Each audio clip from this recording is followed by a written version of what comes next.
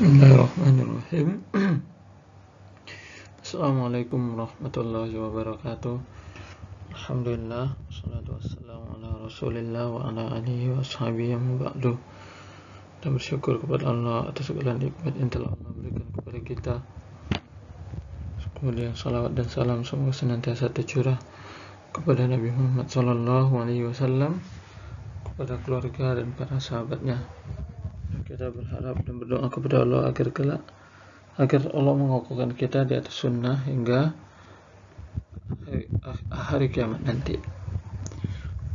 Nah, Ustaz yang Ustaz cintai karena Allah Subhanahu wa taala, hari ini kita akan melanjutkan pembelajaran berikutnya, yaitu tema 4, berbagi pekerjaan, tema 1, jenis-jenis pekerjaan, dan pembelajaran 4 dan 5. Adapun pelajaran 6 hanya pengulangan saja, jadi nggak usah masukkan lagi. Sebelumnya hanya dalam bentuk PDF ya, karena memang agak sedikit banyak materinya. Jadi kalau dijadikan video itu ukurannya nanti besar sekali. Jadi ini sulit nanti. Jadi untuk hari ini Ustaz buat lagi videonya. Silakan disimak dan dicatat di buku tulis masing-masing. Di pembelajaran keempat ini kan ada 2 ya, pembelajaran keempat ini kelima. Hanya saja Ustaz gabung menjadi satu video gitu. Cuma tetap Ustaz pisah materinya. Pembelajaran keempat ini ada 2 materi yang dibahas, yaitu memberikan pendapat tentang sikap tokoh dari cerita yang dibaca secara terperinci, kemudian memberikan pendapat tentang sikap yang sesuai dengan dan kurang sesuai dengan sila pertama Pancasila dengan benar. Yang terkait dengan sila pertama Pancasila. Silakan disimak. Kita masuk ke materi yang pertama, yaitu memberikan pendapat tentang sikap tokoh dari cerita yang dibaca ya secara terperinci. Dalam sebuah cerita pendek atau cerpen, ada orang-orang atau binatang atau yang lainnya yang muncul di dalam cerita tersebut sesuai dengan cerita yang ada pada cerpen atau drama tersebut. Nah, orang-orang atau binatang tersebut memiliki watak dan karakter masing-masing. Orang-orang yang muncul dalam sebuah cerita atau drama disebut tokoh, atau pengertian secara singkat itu tokoh adalah pelaku cerita. Perhatikan cerita berikut ini. Silakan diperhatikan halaman 28-29. Di situ ada cerita tentang pemimpin idola dan pemimpin yang jujur. Silakan antum baca sendiri di buku yang sudah ada pada antum masing-masing. Nah, di cerita ini ada beberapa tokoh yang muncul. Jadi nanti silakan antum baca dulu biar tahu siapa aja tokohnya. Jadi tokoh itu dia yang disebut dalam drama itu, misalnya di sini siapa? Ida, temanku sebangku. Ida, berarti salah satu tokohnya siapa? Ida. Karena dia disebutkan di dalam cerita ini. Ada lagi tuh tokohnya. Silakan dicari sendiri, dibaca pada buku sendiri. Nggak usah dilihat video ini. Kalau video ini kan nanti muternya agak cepet. Nanti nggak dapat nanti bacanya secara terperinci nanti. Kemudian berdasarkan cerita di atas, ada pertanyaan yang berkaitan dengan cerita tersebut. Ada 5 pertanyaan. Pertama, siapa aja tokoh pada cerita tersebut? Nah, tengok, baca cerita itu nanti ketahuan siapa aja cerita tokohnya. Kalau nggak salah ada 6 atau 5 itu. Kemudian yang kedua, siapa yang mengikuti ulangan matematika? Lihat, siapa aja mengikuti ulangan. Ya, lihat nanti ceritanya. Kemudian yang ketiga, apa yang dilakukan Gugut pada saat ulangan? Nah, berarti Gugut salah satu apa tadi? Nah, ini sudah termasuk jawaban juga ini. Yang keempat, apa yang dilakukan Ida ketika Gugut meminta jawaban? Nah, yang terakhir, mengapa Ida tidak mau membantu Gugut? Nah, ini ditulis di buku tulis. Ya, nanti saya siapkan di Google Classroom untuk tempat uploadnya. Tulis soalnya ya. Sekarang kita masuk di materi yang kedua, masih di pembelajaran keempat.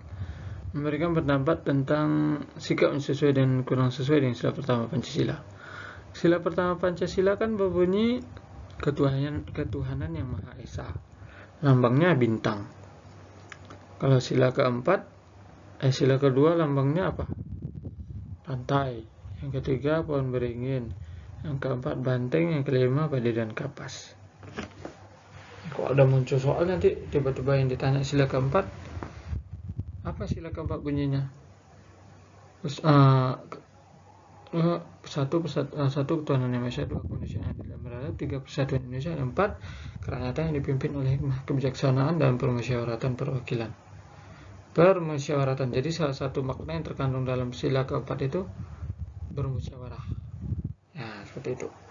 Nah, kita bahas dulu yang sila pertama ini, yaitu ketuhanan yang Maha Esa. Sila pertama mengajarkan bahwa pemeluk agama harus taat dengan aturan agamanya. Setiap agama pasti mengajarkan pemeluknya untuk berbuat jujur, apalagi agama Islam. Agama yang mulia ini sudah mengajarkan kepada kita agar senantiasa berbuat jujur, baik ucapan ataupun perbuatan. Seperti sabda Nabi Muhammad SAW, "Alaikum bisidq, fa inna sidqa yahdi ilal birri, wa innal birra yahdi ilal jannah." Hendaklah kalian selalu berlaku jujur, karena kejujuran membawa kepada kebaikan, dan kebaikan mengantarkan seseorang ke surga. Jadi ketika kita berjujur itu orang nanti senang sama kita. Misalnya si ini Ryan, Ustadz titip ya uang 10.000 sama kamu, dijaga baik-baik, itu uang kas kelas kita loh. Ryan berusaha menjaga uang itu dengan baik. Dia nggak mau jajankan, dia simpan dengan baik. Nanti ketika Ustadz tanya, Ryan mana uang 10.000 kemarin? Ini Ustadz. Nah, artinya dia sudah berbuat jujur. Itu salah satu berbuat jujur. Itu perilaku yang jujur. Kalaupun ucapan, bagaimana ucapan yang jujur ketika ditanya, kamu mengerjakan ulangan nyontek apa tidak? Nggak usah, saya jujur. Benar, yakin. Ketika dia mengatakan saya yakin, saya jujur, maka kita percaya. Apalagi dia misalnya, demi Allah Ustaz saya jujur, maka kita harus percaya. Ya, karena kita nggak mengetahui isi hati manusia. Jadi kita hanya menilai dengan apa yang dia ucapkan saja. Seperti itu. Itu contoh sikap jujur.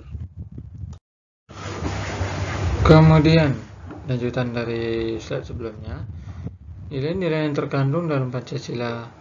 Sila pertama diantaranya: 1. Nilai ketuhanan. 2. Nilai kemanusiaan. Yang ketiga nilai persatuan. Nah, itu 3 diantaranya nilai-nilai yang terkandung di dalam sila pertama Pancasila. Nah, salah satu contoh sikap yang mencerminkan sila pertama adalah dengan tetap rukun dan tidak mengejek pemeluk agama lain. Ya, kita nggak boleh ngejek-ngejek agama lain. Kita harus tetap rukun, hidup damai, tentram, aman. Ya, nggak boleh ngejek, nggak boleh menghina. Dalam agama kita dilarang itu menghina, mengejek, mengganggu, merusak agama lain atau pemeluk agama lain. Baik, yang tadi kita sudah selesaikan di pembelajaran keempat. Ya, materi singkat yang saya sampaikan untuk pembelajaran keempat. Sekarang kita masuk ke pembelajaran kelima. Ada 2 materi juga, yaitu mengidentifikasi hal-hal yang perlu diperhatikan saat menggambar dengan benar. Kedua, menjelaskan berbagai pekerjaan dan kegiatan ekonomi di lingkungan sekitar dengan tepat. Kita masuk ke materi yang pertama, mengidentifikasi hal-hal yang perlu diperhatikan saat menggambar dengan benar. Jadi sebelum menggambar ada beberapa hal yang harus kita perhatikan diantaranya. Pertama, ini menggambar ke 3 dimensi ya. Membuat sketsa dulu. Jadi kalau misalnya kita mau buat botol, kayak mana sketsa botol? Garis-garis dulu. Kita buat garis kayak kotak-kotak gitu kan. Jadi kita garis seperti itu. Kedua, menyiapkan bahan dan alat yang dipakai dalam menggambar seperti kertas kanvas, kertas HVS, dan buku gambar, pensil warna dan lain-lain sebagainya. Ya, pokoknya hal-hal yang kita butuhkan untuk menggambar itu kita siapkan semuanya. Kemudian yang ketiga, mencari inspirasi gambar apa yang akan digambar. Ini penting juga. Terkadang kita nggak tahu menggambar apa ya. bingung dia, makanya dia butuh inspirasi. Misalnya dia duduk di tepi danau atau di tepi tempat-tempat yang indah, dia mencari inspirasi.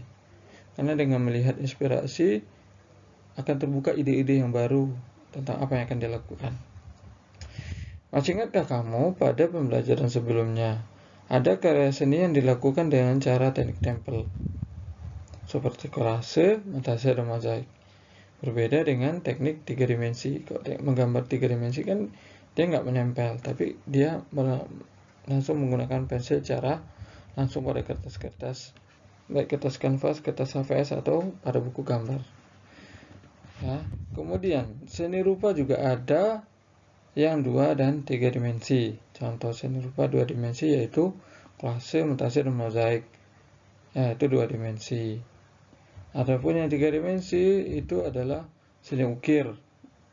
Misalnya dia mengukir batu, dia membuat patung. Walaupun buat patung itu nggak boleh ya, ini contoh aja. Patung apa gitu, patung burung kah, patung apalah. Oke, dia mengukir. Bisa juga dengan dia mengukir kayu. Dia gambar dulu pola di kayu itu atau di batu tadi, baru nanti dia pahat sesuai dengan garis pola yang sudah dia buat di pohon itu. Ini gambar 3 dimensi. Atau kalau kalian mungkin bisa lihat di rumah-rumah itu, apa di TV-TV ya, ada tuh gambar film-film kartun, itu juga termasuk 3 dimensi. Artinya 3 dimensi ini bisa dilihat dari semua sisi, kiri, sisi kanan, depan, belakang, seperti itu maksudnya.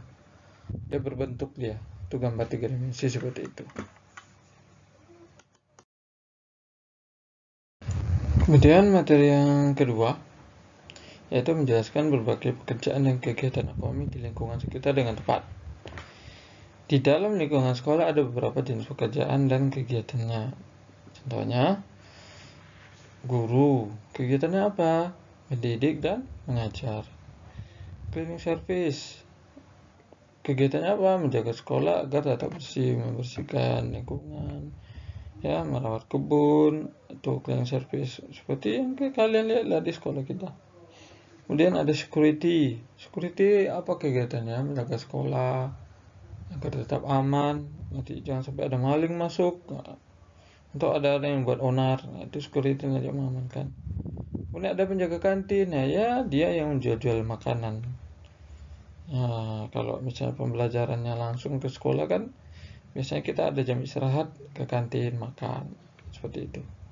Mungkin kalau kalian ada lagi yang ditambahkan kegiatan di sekolah atau jenis pekerjaan di sekolah, bolehlah tambahkan sendiri ya. Masih ingatkah kamu tentang tanaman teh? Nah, pekerjaan yang terlibat pada tanaman teh adalah pemetik teh, kemudian pengolah daun teh, dan penulis teh. Jadi sebelumnya kan ada kebun teh nih. Sebelum kebun teh dibangun kan berarti digarap dulu tanahnya kan?